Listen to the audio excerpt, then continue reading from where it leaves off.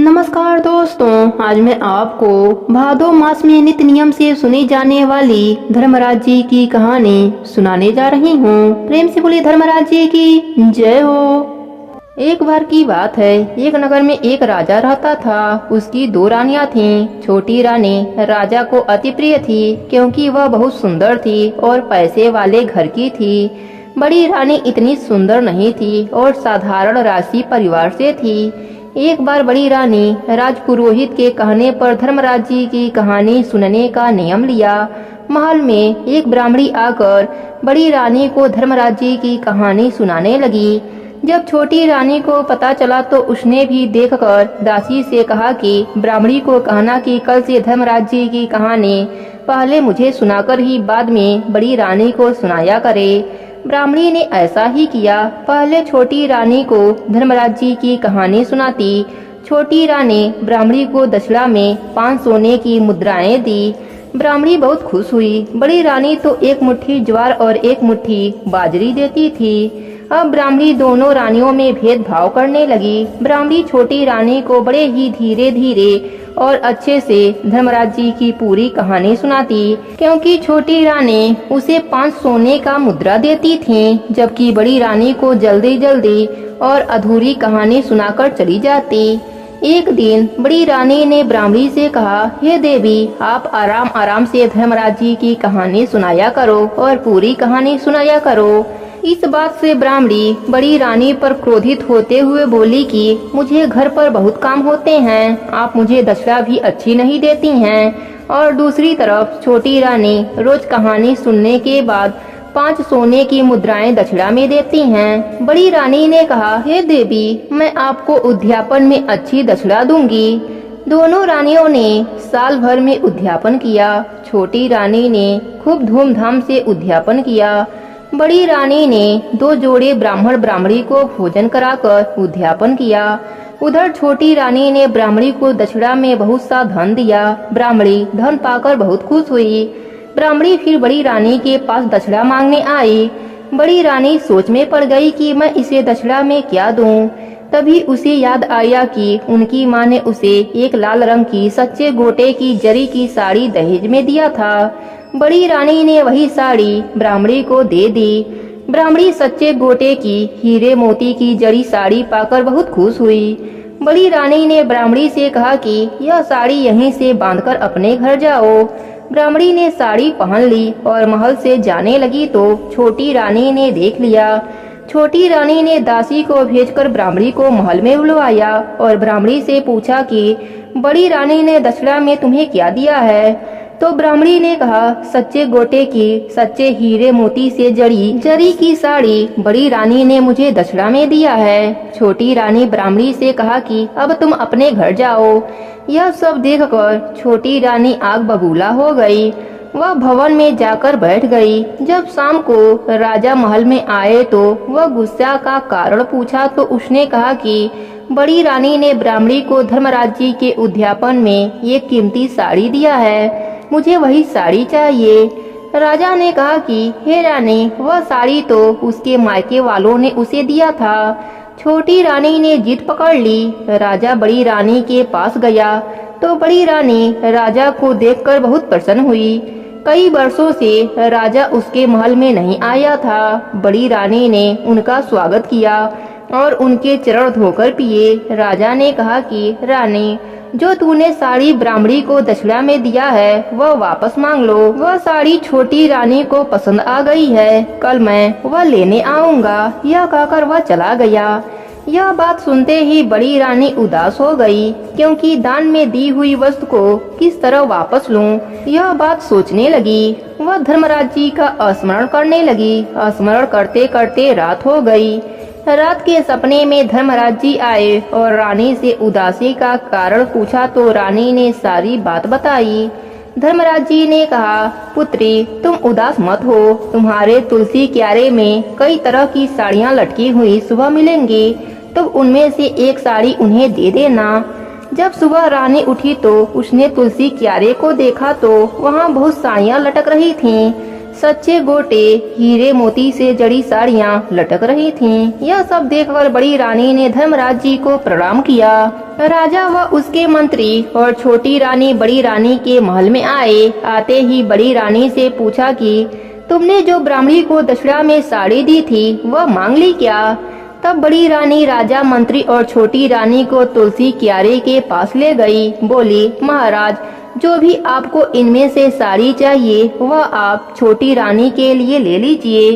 राजा, रानी और मंत्री यह देखकर आश्चर्यचकित रह गए। राजा ने पूछा, रानी, यह सब कैसे हो गया? तब बड़ी रानी ने सारी बात बताई। राजा को अपने गलती का एहसास हुआ और उसने बड़ी रानी से माफी मांगी और छोटी रानी ने बड़ी रानी को गले से लगा लिया और अपने किए की माफी मांगी। फिर राजा ने दोनों रानियों को अपने साथ रख लिया।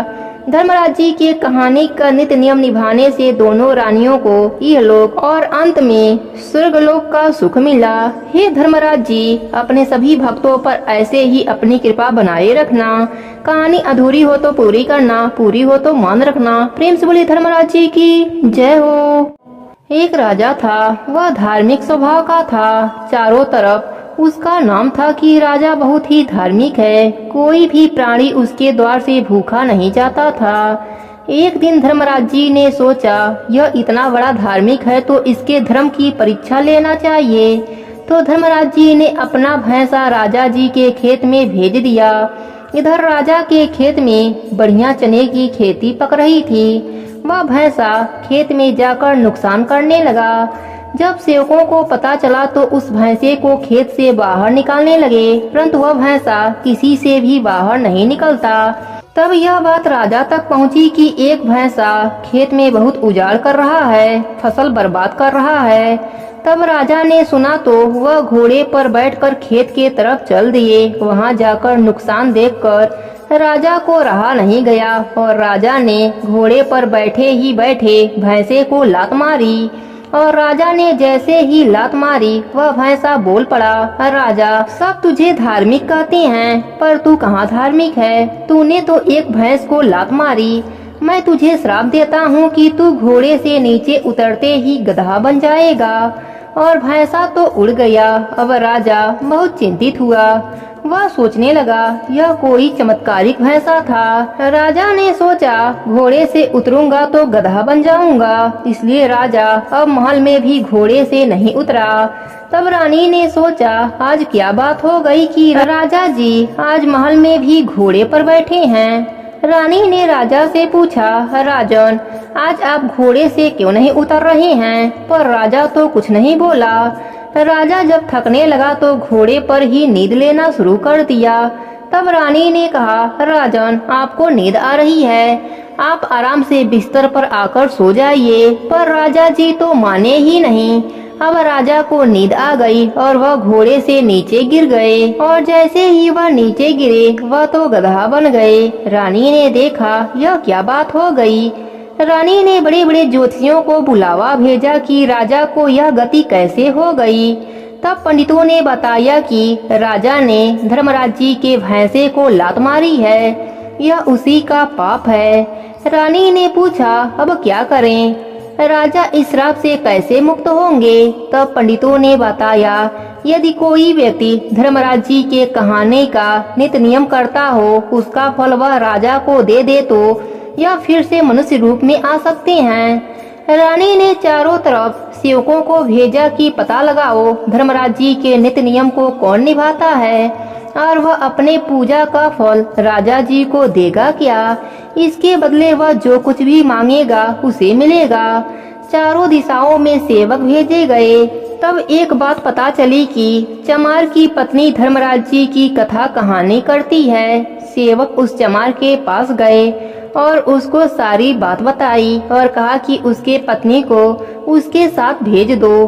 परंतु वह चमार बोला, मैं अपने पत्नी को धर्मराज जी के कथा का फल तो देने दूंगा, पर मेरी भी कुछ शर्त है। सेवकों ने कहा, बताओ तुम्हारा क्या शर्त है? तब उस व्यक्ति ने कहा कि पहले तो रानी उस राजा को मेरे घर पर कथा सुनाने को लेकर आए और दूसरी, जब कथा समाप्त हो जाए, जिस पानी से मैं चमड़ा धोता हूँ उस पानी से रानी अंजलि भर पानी पी ले तो मैं मदद कर सकता हूँ। सेवक डरते हुए रानी के पास गए और उस व्यक्ति की सारी बात बताई। रानी ने कहा, ठीक है, मैं अपने पति व्रत धर्म के लिए, अपने सुहाग के रक्षा के लिए कुछ भी कर लूंगी। रानी उस राजा रूपी गधे को रस्सी में बांधकर खींचते हुए उस चमार के घर ले गईं। जब वहां गई तो उसकी पत्नी ने गधे के सामने बैठकर धर्मराज जी की कथा कहानी कही और संकल्प किया कि हे धर्मराज जी, मैंने अगर सच्चे मन से आपकी कथा कहानी सुनी हूँ तो मेरा सारा धर्म इस गधे को मिल जाए और यह फिर से मनुष्य योनि में आ जाए। परंतु जैसे वह संकल्प करने लगी तो उसके पति ने उसका हाथ पकड़ लिया और कहा, अगर रानी पानी पिएगी फिर तुम संकल्प छोड़ोगी। रानी ने तुरंत अपने पति के रक्षा के लिए कहा कि मैं अपना धर्म निभाने के लिए यह सब कर रही हूँ, भगवान आप मुझे क्षमा करना। इतना कहते ही वह कुंडे में हाथ डाली। हाथ डालते ही वह कुंडा सोने का हो गया और वहाँ दूध की धारा बहने लगी। रानी ने उसमें से एक अंजलि भर दूध पिया और अपने सती की रक्षा करी। तब उस व्यक्ति को बड़ी लज्जा आई। उसने अपने पत्नी से संकल्प छुड़वाया। राजा पुनः मनुष्य रूप में हो गए। राजा ने उन दोनों पति पत्नी को बहुत सारा धन दिया और धर्म का भाई बनाया। फिर अपने महल में चला गया। राजा ने पूरे नगर में ढिढोरा पिटवाई कि कोई भी धर्म करो तो उसका पता किसी को भी नहीं चलना चाहिए और कभी भी अहंकार नहीं करना चाहिए। हे धर्मराज जी, अपने सभी भक्तों पर अपनी कृपा बनाए रखना। प्रेम से बोली धर्मराज जी की जय हो।